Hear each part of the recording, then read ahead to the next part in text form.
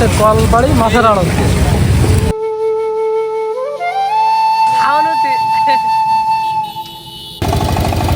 উপকূলের আরো একটা নতুন ভিডিও শুরু করলাম। আমাদের এই উপকূল অঞ্চলে বর্ষা সিজনে ছাড়া কিন্তু মানে ধান পান করা হয় না, মানে একবারই ফসল হয়, ধান করে একবারই হয়। তো সেটা হচ্ছে এই বর্ষাকালেই আমাদের এই যে ট্রাক্টর এই দিয়ে ধানের জমি চাষ করে। কিছুদিন পর ধান চাষ হবে ইনশাল্লাহ। আমার সামনে আমার দাদা গেল হলো সাতক্ষীরা আর সাদা সোনা বাগদা বিক্রি করতে। দাদা কখন গেলে? কাটাই গেলে নাই? বিচাইছাও? আছে আছে ঠিক আছে, একটু নবে কি দিতে হবে? উপকূলে বৃষ্টির দিনে মানে এই মেঘ এই বৃষ্টি, এই যে ঘাট পারাপারের যে নৌকা আসতেছে বৃষ্টি বাতাস, তারা ছেলে ছেলে খেলা করছে। বৃষ্টি আরে এই যে মানুষ কত দৌড়বেন তাই দিয়ে। হ্যাঁ এই দেখো ঘাটে যারা পার হচ্ছে তারা দৌড়টা করছে। হ্যাঁ উঠিস উঠিস উঠতেছে।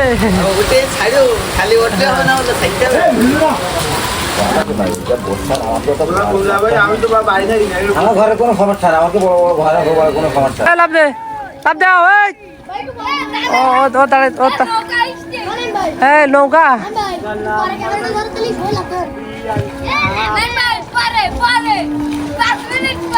আচ্ছা বাচ্চারা খেলা করতেছে, লাভ দিছে, তাও লাভ দিছে। বৃষ্টির দিনে আমাদের এই উপকূলীয় অঞ্চলের মানুষ এইভাবে ট্যাংরা মাছ মারতে জাল পাতে, ভালোই হয়, আশা করা হয়। এই যে আমরা একটু যাবো আজকে, মানে একটু নবে কি যাবো। আমি আবার মধুর ব্যবসা করি, সেই কারণে মধুর পট কেনা লাগবে, এটা নবে কি পাওয়া যায়। এই উপকূল থেকে এই গাবুরা থেকে যে কোনো জায়গায় যেতে হলে আগে নদী পার হওয়া লাগে। এই নদী খোলপেটুয়া নদী, এটা বঙ্গোপসাগর। এদিকে গেলে আস্তে আস্তে বঙ্গোপসাগরে যাওয়া যায়, আর এদিকে গেলে আস্তে আস্তে খুলনা যে বিভাগ ওইখানে যাওয়া যায়। সাদা মাছগুলো বেশি হয়। ইনশাল্লাহ করে একদিন দেখাবো পুরো সেই টাকা এই বাচ্চার সেই টাকা এই বাচ্চার। আমরা কিন্তু তীরে অবস্থান করতেছি। মানে মোটামুটি অবস্থা ভালো, আলহামদুলিল্লাহ, ঠিক আছে, সমস্যা নেই। আমরা আমাদের এই উপকূলীয় অঞ্চল, অবহেলিত অঞ্চল, এইখানেও যে স্টেট ফাস্ট কুরিয়ারের মতো একটা কি কয় কোম্পানি থাকবে, আসলে ভাগ্যের ব্যাপার। আমাদের এই উপকূলীয় অঞ্চলের যত পণ্য আছে তারা দেশের বিভিন্ন জায়গায় পৌঁছায় দেয়, ধন্যবাদ তাদেরকে। এই যে স্টেট ফাস্টের টাকাও।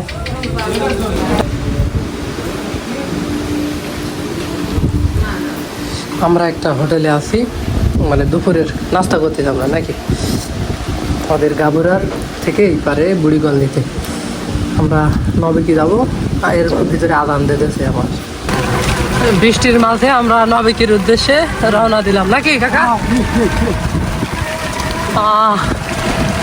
এদিক এরকম যে কবে রাস্তা হবে গাবুরার পারে, হ্যাঁ এইরকম রাস্তাতে কবে দেখবো? আল্লাহ আল্লাহ তুমি, আল্লাহ তুমি না মারি দেখাই বাইরো।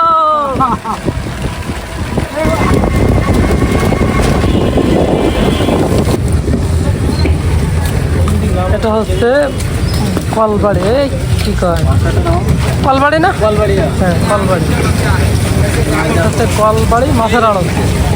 এই যে কত রাই এটা কাকা? হ্যাঁ কত রাই?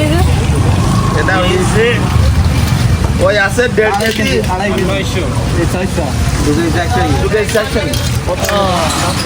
এত দাম না ফেলেই দেন 80 টাকা না? হ্যাঁ তোমার 150। আমাদের উপকূলীয় অঞ্চলের যে মাছ শাকগুলো ওঠে এগুলো সেই মাছের আড়তে এইখানে বিক্রি হয় নাকি, তারপর দেশের বিভিন্ন জায়গায় চলে যায়। এই মাছের আড়তগুলো শুরু হয় সকাল মানে ফজরের নামাজের পর থেকে। আর শেষ হয় প্রায় 2টা 2:30 বেজে গেছে মনে হয়। 2টা, হ্যাঁ 2:15, 2:15 এরকম সময় শেষ হয়। এগুলো কিন্তু ককশিটে ভরে দেশের বিভিন্ন জায়গায় এই যে বরফ দিয়ে এখানে বরফ দেওয়া শেষ মনে হয় না, আচ্ছা বরফ দিয়ে চলে যায়। এই যে সাতক্ষীরা সাদা সোনা। ভাই এতে কি দেখছো ভাই, কি মাছ এটা? এটা হচ্ছে বরিলা বান্দাই। আমি চিনি, আমি এদিকে লোক, তাও শুনলাম। আমরা এখন শ্যামনগরের উদ্দেশ্যে রওনা দেবে ভাইরা, আমি তাদের সাথে যেয়ে নবেকি, আমি নবেকি থাকবো না, আমি শ্যামনগর এখন যাবো না।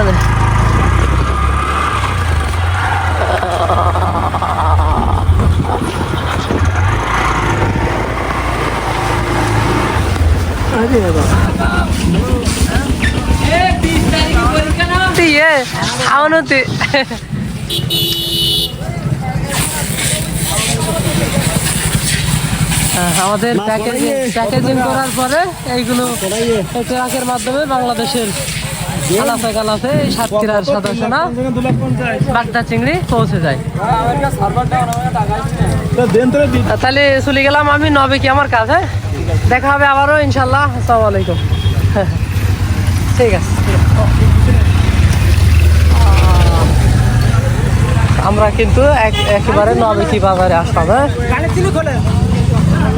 আমি কিন্তু মানে যে বাজারে ওই যে কলবাড়ি মাছের আড়তে যাওয়ার পরে ভাইদের সাথে আমার দেখা, ভাইরা বলে যে ভাইরা আমার ভিডিও টিডিও দেখে, আর আমি মাছের আড়তে আসলাম। আসসালামু আলাইকুম।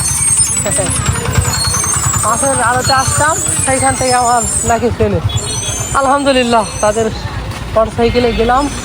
এখন আমার নবেকি কাজ আছে অনেক, আমি এপাশ ওপাশ ঘুরে দেখা, মানে আগে কাজটা একটু মিটাই, তারপর দেখা হবে ইনশাল্লাহ।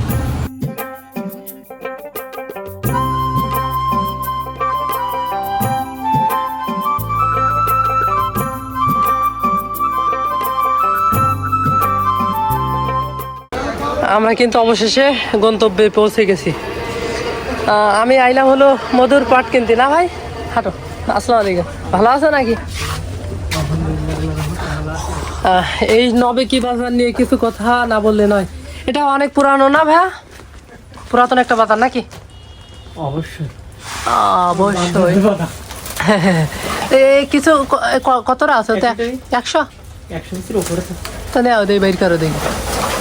এই আস্তে আস্তে করে যেন ছিঁড়ে যায় না আবার। এই নবেকি বাজার আসলে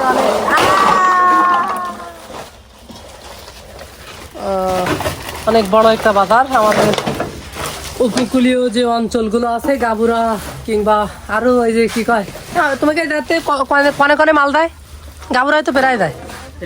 হ্যাঁ, গাবুরার মানুষ কিন্তু এই নবেকি বাজারের কাঁচামাল, শাকসবজি, তারপর অনেক এক কথা সবকিছু এই জায়গাতে নিয়ে গিয়ে আমাকে জীবন জীবিকা নির্বাহ করতে। আমি সেই জায়গায় আছি এখন। আমরা একটু নবেকির ফেরিঘাটটা ঘুরে ঘুরে দেখবো। হ্যাঁ, নবেকির এই ফেরিঘাট কিন্তু গাবুরার মানুষের অনেক উন্নয়ন বা কাজে আসে।